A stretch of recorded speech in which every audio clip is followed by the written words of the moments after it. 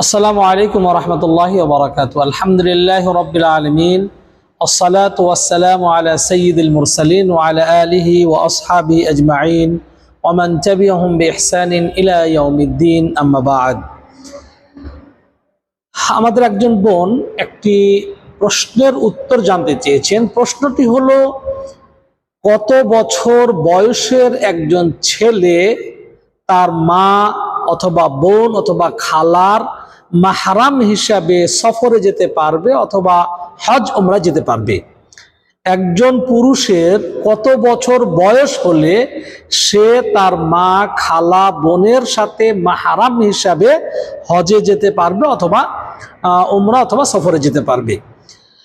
এর উত্তর হলো, ঠিক একই প্রশ্ন করা হয়েছিল শেখ বিন বাজ রাহিমাহুল্লাহকে, যে একজন ছেলের বয়স কত হওয়া শর্ত। তিনি বলেছেন যে মূলত বালেগ হতে হবে। বালেগ না হলে কোনো নাবালেগ ছেলে মাহরাম হিসেবে যেতে পারবে না, বালেগ হতে হবে।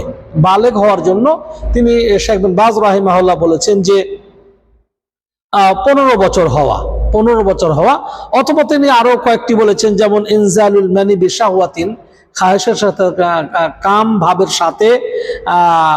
ভাবের সাথে বীর্য বের হওয়া।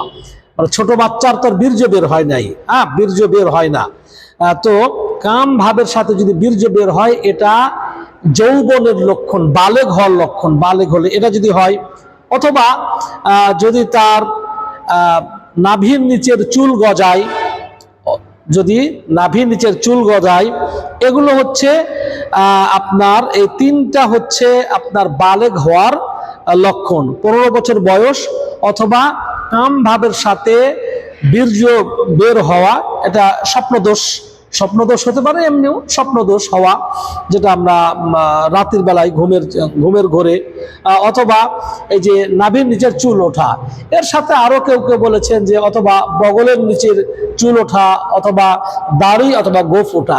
এই যে আলামত, এই আলামত যদি কোনো পুরুষের মাঝে যে কোনো একটি পাওয়া যায়, তাহলে সে তার মা, তার বোন, তার খালা এদের সাথে মাহরাম হিসাবে সফরে যেতে পারবে।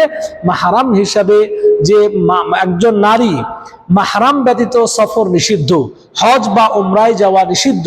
সেই ক্ষেত্রে যদি কোনো ছেলের 15 বছর বয়স হয়, অথবা তার শাহওয়াতের সাথে বীর্যপাত, যেটা বললাম যে স্বপ্নদোষ, অথবা মোচ ওঠা, অথবা দাড়ি ওঠা, অথবা নাভির নিচে চুল ওঠা, এগুলো যদি পাওয়া যায়, তাহলে সে মাহরাম হিসাবে হজ বা সফরে যেতে পারবে, তার জন্য বৈধ, জায়েজ। এর নিচে ছোট বাচ্চা যদি যায়, তাহলে কিন্তু সে নাবালেগ কোনো ছেলে মায়ের মাহরাম হিসেবে বিবেচিত হবে না, মাহরাম হিসেবে বিবেচিত হবে না, মানে সফরে অথবা হজ উমরায় গেলে হবে না, নাবালেগ ছেলেকে সাথে করে নিয়ে গেলে হবে না।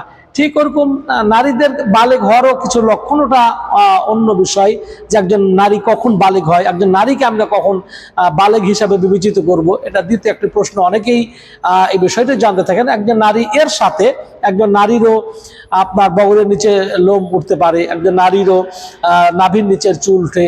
তার সাথে নারীর আরো 2টি আলামত হচ্ছে যে মেয়েলি যে তার শারীরিক গঠন, মেয়েলি যে বিষয়গুলো আছে, এগুলো ফুটে ওঠা, অথবা তার হায়েজ আরম্ভ হওয়া, এগুলো একজন মেয়ের জন্য বালেগ হওয়ার লক্ষণ। তো যে প্রশ্নটা জানতে চেয়েছিলেন গুরুত্বপূর্ণ একটি, যে কত বছর বয়স মায়ের সঙ্গে অথবা কত বছর বয়সের একজন ছেলে মা, বোন অথবা তার খালার সঙ্গে মাহরাম হিসাবে সফরে যেতে পারবে, যা গেলে পারে তার মাহরাম হিসেবে বিবেচিত হবে এবং হজ করতে পারবে, সফর করতে পারবে।